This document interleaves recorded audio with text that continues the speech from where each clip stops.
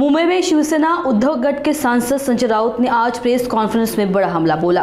राउत ने मतदाता सूची में गड़बड़ी का मुद्दा उठाते हुए बीजेपी और चुनाव आयोग पर गंभीर आरोप लगाए। संजय राउत ने कहा कि मतदाता सूची में बड़े पैमाने पर धांधली की जा रही है। उन्होंने आरोप लगाया कि 80 रुपए में एक वोट डिलीट किया जा रहा है और यह पूरा खेल बीजेपी के समर्थन से चल रहा है। राउत ने यह भी दावा किया कि महाराष्ट्र में बीजेपी नेताओं के इशारे पर फोन टैपिंग और वॉर रूम ऑपरेशन चल रहा है। राउत ने मांग की कि इस पूरे मामले की जांच राष्ट्रीय सुरक्षा कानून के तहत हो और बीजेपी नेता राजस्व मंत्री चंद्रशेखर बावनकुळे को तत्काल गिरफ्तार किया जाए। आम्हाला असं वाटतं की हे प्रेझेंटेशन मतचोरी संदर्भात, मतदार यादी संदर्भात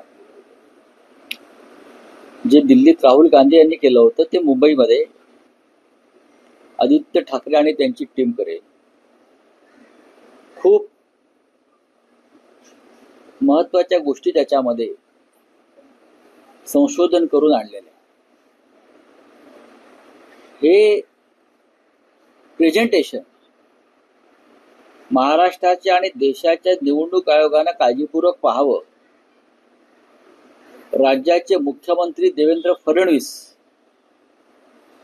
आणि त्यांच्या कॅबिनेटनं मोठ्या पडद्यावर पाहावं। आम्ही व्यवस्था करू आणि महाराष्ट्रामध्ये कशा प्रकारे मतचोरी, व्होट चोरी, याद्यांतील घोटाळा झाला आणि त्या निवडणुका जिंकण्यात आल्या याचं प्रात्यक्षिक त्यांनी अनुभव, म्हणजे राज्यातली लोकशाही कशी खतम केली या लोकांनी, याच लोकांनी जे बसलेत सत्तेवरती, त्याची कदाचित त्यांना खात्री पटेल की होय आपण लोकशाहीची हत्या केलेली आहे, आपण निवडणुका हायजॅक केलेल्या आहेत, आपण मतदार पुरावे मागतात ना, पुरावे 27 तारखेला पुरावे प्रत्यक्ष तुम्ही पहा। डुप्लिकेट मतदार, स्थलांतरित मतदार, एका एका घरात 100 मतदार, बिनबापाचे हे काय प्रकार आहे याचं प्रात्यक्षिक स्वतः सरकारनं पाहावं, अनुभवावं, निवडणूक आयोगानं पाहावं, दिल्लीच्या निवडणूक आयोगानं पाहावं आणि देशानं पाहावं।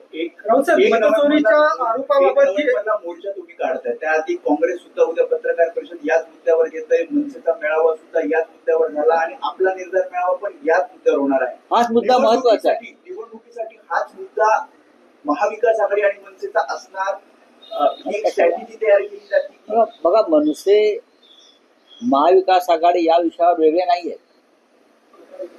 या विषयावर सर्वपक्षीय लोक काम करतात, सर्वपक्षीय बैठका होत आहेत, सर्वपक्षीय शिष्टमंडळ निवडणूक आयोगाला भेटत आहे आणि सर्वपक्षीय मोर्चा या विषयावर निघतो। प्रत्येक जण आपापली भूमिका मांडताना दिसतोय तुम्हाला। राज ठाकरे यांनी एक मेळावा घेतला त्यांच्या यादी प्रमुखांचा, त्यात सुद्धा त्यांनी याच विषयावरती जोर दिला। राहुल गांधी हे सातत्याने या विषयावरच बोलत आहेत, किंबहुना या विषयाला सुरुवातच राहुल गांधी यांनी केली आहे, मान्य केलं पाहिजे। तेजस्वी यादव बिहारमध्ये याच विषयावरती वोट अधिकार यात्रा राहुल गांधींबरोबर त्यांनी काढली आणि वातावरण त्यांनी एक माहोल बनवला। पश्चिम बंगालमध्ये तृणमूल काँग्रेस याच विषयावर निवडणूक आयोगाशी चर्चा करते आहे। संपूर्ण देशामध्ये मतदार यादीतला घोटाळा हा एक अत्यंत गंभीर विषय आहे। जर मतदार यादी शुद्ध आणि पवित्र नसेल तर निवडणूक कशी काय पारदर्शक होऊ शकते। त्याच्यामुळे 1 नोव्हेंबरचा जो मोर्चा आहे तो सर्वपक्षीय मोर्चा आणि त्या मोर्चाची तयारी, काल दिवाळी संपलेली आहे, दिवाळीच्या हँगओव्हरमधून लोक बाहेर पडतील आज आणि आजपासून त्या मोर्चाच्या तयारीला आम्ही सगळे लागू। काल माननीय उद्धव ठाकरे आणि माननीय राज ठाकरे यांच्यामध्ये त्या मोर्चाच्या तयारी संदर्भात सविस्तर चर्चा झाली। पुढल्या काही दिवसामध्ये एकत्र येऊन ते चर्चा करतील मीडियाशी।